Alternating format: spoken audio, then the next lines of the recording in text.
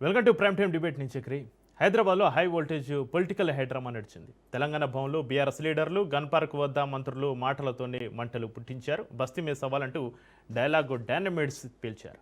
Election campaign తరహాలో అటు హస్తం ఇటు గులాబీ శ్రేణులు డి అంటే డి అంటున్నాయి. ఇరు పార్టీల కార్యకర్తలకు అగ్రనేతలు జోష్ నింపారు. ఆరోపణలు ప్రత్యారోపణలు సవాళ్లు ప్రతి సవాళ్లతోటి తెలంగాణ రాజకీయం ఒక్కసారిగా హీట్ ఎక్కింది. గురుకులాల అవినీతి, రాష్ట్ర ఆర్థిక పరిస్థితిపైన ఎవరి వాదన వారిదే. మీరంటూ విమర్శలు సంధించారు. పొలిటికల్ డైనమైట్స్ పైన ఇవాటి స్పెషల్ డిబేట్. గురుకులాల్లో అవినీతి ఆరోపణలు తెలంగాణను షేక్ చేశాయి. ఎస్సీ, ఎస్టీ, బీసీ, మైనారిటీ విద్యార్థుల సొమ్ము దారి మళ్లడంపైన ఆరోపణలు వెలువెత్తాయి. గురుకులాల్లో అవినీతి జరగలేదని చర్చించేందుకు తెలంగాణ మంత్రులు పొన్నం ప్రభాకర్, అడ్లూరి లక్ష్మణ్, అజారుద్దీన్ గన్ పార్క్ వద్దకు చేరుకున్నారు. కావాలనే తమ ప్రభుత్వం పైన బురద చల్లుతున్నారని మండిపడ్డారు. మా శాసనసభ్యుడు మీకు తెలుసు సోదరా, అనవసరంగా ఎవడు ఏదో సమాచారం ఇస్తే గతంలో 10 ఏళ్ళు చేసిన కాంట్రాక్టర్ ఆ నోటికాడి కూడు వేయిందని, అక్రమ సంపాదన వేయిందని తప్పుడు సమాచారం చేయవలసింది. మాట్లాడకండి. తాడు బొంగురం లేని మీ ప్రవీణ్ కుమార్ చెప్పండి, మేము ఏమైనా చేసినామో ఆ పేపర్లు బయట పెట్టమనండి. నా దగ్గర పేపర్లు మొత్తం రికార్డు తీసుకొచ్చినాం, కానీ ప్రెస్ ముందట్లో లేదా తాడు బొంగురం లేని వాళ్ళ ముంగడం చెప్పం. అయితే శాసనసభకు ప్రాతినిధ్యం వహిస్తున్న ఎమ్మెల్యేలుగా, మాజీ మంత్రులుగా ఒక చట్టసభల పట్ల గౌరవం ఉంటుంది. వాళ్ళ ముందర చర్చ చేయడానికి సిద్ధం. జంక్షన్ తెలంగాణ స్ఫూర్తికి జంక్షన్ ఇది. మేము రెడీగా ఉన్నాం. మేము మా పార్టీ కార్యాలయంలో కూర్చొని రమ్మంటారు, లేదా కాంగ్రెస్ లెజిస్లేటర్ పార్టీ కార్యాలయంలో కూర్చోలే. This is a public place. మేము ప్రెస్ క్లబ్ కూడా రావడానికి సిద్ధంగా ఉన్నాం, కానీ ఎవరితోటి పడితే ఆయనతో చర్చకు సిద్ధం లేమో. బీసీ వెల్ఫేర్ కానీ మైనార్టీ పిల్లల యొక్క యూనిఫామ్స్, షూస్, బుక్స్, వారికి సంబంధించిన అనేక అంశాల లోపల ఈ రాష్ట్ర ప్రభుత్వం ఈ వెల్ఫేర్ గురుకులాల అవినీతి జరిగింది. సుమారు 2,000 కోట్ల రూపాయల అవినీతి జరిగింది. చర్చకు సిద్ధమని చెప్పి ప్రకటన చేసిండు మాజీ మంత్రి హరీష్ రావు. ఆయన భజన పనులు కూడా ప్రకటన చేసిండు. 2,000 కోట్లు అన్నారు, తెల్లారు 3,000 కోట్లు అన్నారు. మరి సోషల్ వెల్ఫేర్ మినిస్టర్గా నేను కానీ, మా ప్రభాకర్ అన్న బీసీ వెల్ఫేర్ మినిస్టర్గా, మైనార్టీ మినిస్టర్, ఇలాంటి పొరపాటు జరగకుండా 680 కోట్ల రూపాయల టెండర్ వాల్యూ యొక్క వాల్యూను టెండర్ పిలవడం జరిగింది. మీరు మంత్రులు రండి, వస్తారా పారిపోతారా అని చెప్పి నేను 6:30కు మాట్లాడింది. బాధ అనిపించిందండి. 9.5 సంవత్సరాలు మీరు రాజ్యం వెళ్ళిండు. మీ నాయకుడేమో ఫామ్ హౌస్లో వండుకుంటాడు, మీరు వచ్చి అసెంబ్లీలో ఇష్టానుసారంగా మాట్లాడతారు. మరోవైపు తెలంగాణ భవన్ వద్ద ఉద్రిక్త పరిస్థితి నెలకొంది. గన్ పార్కుకు బయలుదేరిన మాజీ మంత్రి హరీష్ రావు పైన ఆంక్షలు విధించింది రేవంత్ సర్కార్. గురుకులాల అవినీతిపైన మాట్లాడేందుకు వెళ్తున్న మాజీ మంత్రి శ్రీనివాస్ గౌడ్, ఆర్ఎస్ ప్రవీణ్ కుమార్లను అదుపులోకి తీసుకున్నారు. చర్చకు వస్తుంటే ఎందుకు అడ్డుకుంటున్నారో చెప్పాలని నిలదీశారు హరీష్ రావు. నిన్నేమన్నాడు? 8 లక్షల కోట్ల అప్పు బీఆర్ఎస్ ప్రభుత్వం చేసింది, అది నేను చూపిస్తాను నిన్న అన్నాడు. ఇవాళ ఏమన్నాడు తెలుసా?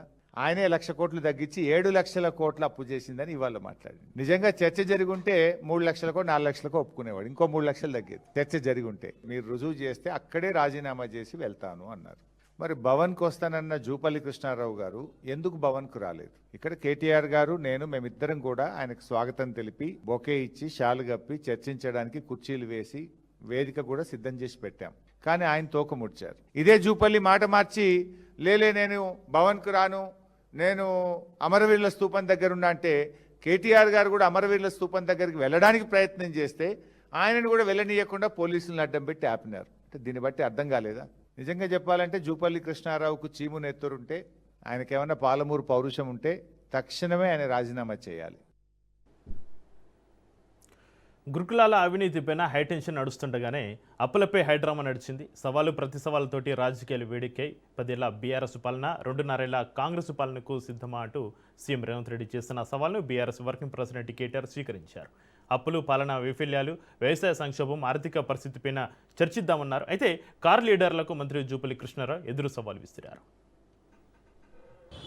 3,50,000 కోట్ల రూపాయలు మాత్రమే అప్పు చేసిన అమ్మతోడు, అంతకంటే ₹1 ఎక్కువ అప్పు చేయలేదని కేటీఆర్ చెప్పిండు, హరీష్ రావు చెప్పిండు, కేసీఆర్ అందరూ చెప్పిండు.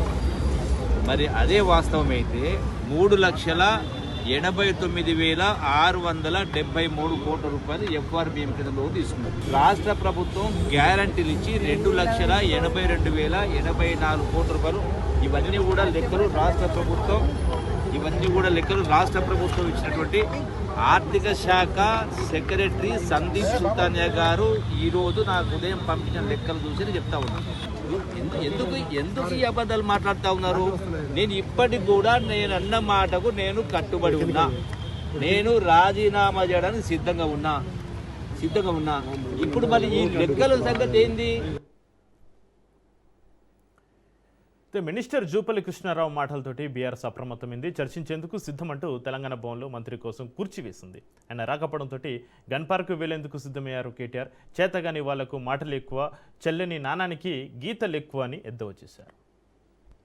పవన్కి వస్తున్నాను డైలాగులు కొట్టమన్నది ఎవడు, పోజులు కొట్టమన్నది ఎవడు, మళ్ళీ ఇప్పుడు గన్ పార్క్ అని లొకేషన్ మార్చమన్నది ఎవడు? నువ్వు ఇప్పుడు కూడా చెప్తున్నాను. ఇప్పుడు కనుక మాకు ఆయన కంటే పోలీస్ ఎస్కార్ట్ పెట్టి పోలీసులు తీసుకుపోతారు. మరి మేము తాళ్ళు బయట పెట్టగానే మమ్మల్ని అరెస్ట్ చేస్తున్నారు. ఎవడు భయపడుతున్నాడు? పోలీసు వాళ్ళను ఉసిగొల్పి అరెస్టులు చేయించిన సన్నాసి ఎవడు? ముఖ్యమంత్రి, హోంమంత్రి, జూపల్లా ఎవడు? అసలు మంత్రుల క్లారిటీ ఉందా? 4 మంత్రులు ఏం బీకడ అనుకున్నారు మీరు? చర్చ అని మీరే పిలుస్తారు, లొకేషన్ మీరే చెప్తారు, పారిపోయేది మీరే. చేతగాని వెధవలు ఎవరో ఈ రాష్ట్రంలో ఇవాళ ప్రజలందరూ చూస్తా ఉన్నారు. ఇప్పటికి కూడా నేను జూపల్లికి చెప్తా ఉన్నా, అక్కడే ఉండు గన్ పార్క్, మేము వస్తాం. మళ్ళీ నీ పోలీసు వాళ్ళు పంపి అరెస్ట్ చేయించి మేము వాళ్ళు అరెస్ట్ చేస్తే మాకేం సంబంధం? ప్రభుత్వాన్ని నడుపుతున్నారా, సర్కస్ నడుపుతున్నారా? అరెస్ట్ ఎవరు చేస్తారు, ఎందుకు చేస్తారా నాకు అర్థం కాదు. సర్కారు నడుపుతున్నారు.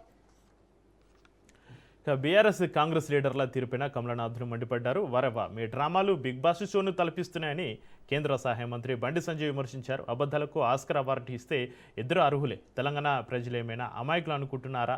మిమ్మల్ని చూసి నవ్వుకుంటున్నారని కౌంటర్ ఇచ్చారు బండి సంజయ్. కాంగ్రెస్ బీఆర్ఎస్ పాలనలోని అవినీతి అక్రమాలపైన చర్చిద్దామని ఆయన సవాల్ విసిరారు.